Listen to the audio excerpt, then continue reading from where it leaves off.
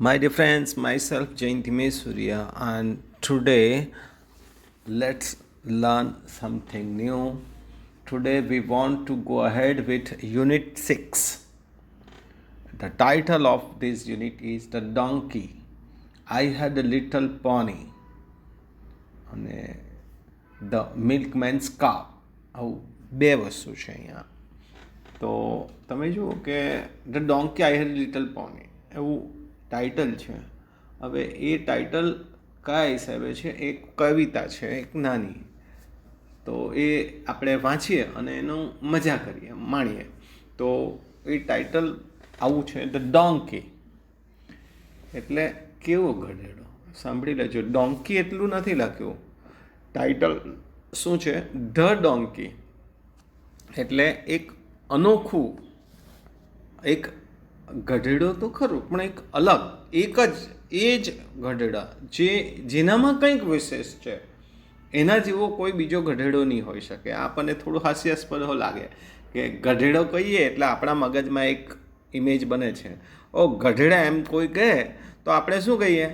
એની મસ્કરી કરતા છે. આપણે એવું માનીએ છીએ કે બુઠ્ઠલ છે, હાવ બુદ્ધિ વગરનો માણસ છે, નઠારો છે, આળસુ છે, એવી બધી વાતો આપણે કરતા કે તદ્દન જે કશું કામ નહીં આવે ને તેને ગધેડાથી આપણે સંબોધન કરીએ છીએ. તો here is very small poem and the title of this poem is the donkey. C, તો એ થોડું આપણને હાસ્ય નિષ્પન્ન કરે છે આપણા માટે. તો પહેલો સ્ટાન્ઝા જુઓ આપણે, એમાં શું કહ્યું છે તે. If I had a donkey and he wouldn't go, would I develop him? No, no, no. હવે પહેલા જ સ્ટાન્ઝામાં એવું કહે છે કવિ કે જો મારી પાસે ઘોડો હોત અને એ નહીં જતો હોય, ચાલતો નહીં હોય, તો would I develop him? નો નો નો. તો હું એને આગળ લઈ જાઉં, એના ઉપર બેસીને જાઉં કે એવું એને આગળ વધારું એમ કંઈ. તો કવિ કંઈક એવું કહેવા માંગે છે કે ગધેડો એટલે શું? તો ગધેડાની આપણે હંમેશા મસ્કરી કરતા હોઈએ છીએ. ઘણી વખત આપણે એવું કહીએ કે ભાઈ ગધેડો એટલે આપણને ખબર જ છે, બધા જ જાણીએ છીએ આપણે સૌ. અને ક્યારેક એવું આપણને સંબોધન થયેલું હોય એવું પણ શક્ય છે કોઈને કોઈ સમયે, બાળપણમાં કે વગેરે. I would find a little hare and give him some corn, then he would be the best donkey that ever was born.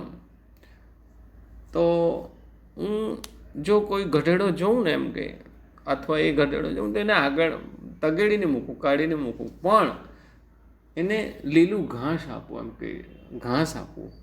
And give him some corn, કે પછી મકાઈ કે એવું કંઈક, ટૂંકમાં એને કંઈક ખાવાનું આપવું. Then he would be the best donkey that ever was born. અને ત્યાર પછી શું થાય કે એ વધારે સારો સક્ષમ બને, મજબૂત બને ગરુડ. જે રીતના આપણે આ કવિતા that is from Margaret S Russell, means the foreign. હવે આ જ વસ્તુ કદાચ મારી દૃષ્ટિએ, this is my independent view, આપણે ગાયને જે રીતના આપણે તિરસ્કાર નથી કરતા. આપણા બારણામાં જો સવારે ગાય આવે તો આપણે શું કરીએ? એને રોટલી આપીએ છીએ કે કંઈક ને કંઈક એને આપણે ખાવાનું. અને એમાં આપણે ગાયને આપવા પાછળનો આપણો હેતુ આપણે પુણ્ય કમાવું કે એ રીતનો હોય છે. તો કદાચ મને એવું લાગે છે કે એવો જ કંઈક અહીંયા આઈડિયા છે એને, પણ એ પ્રાણી બદલાઈ જાય છે.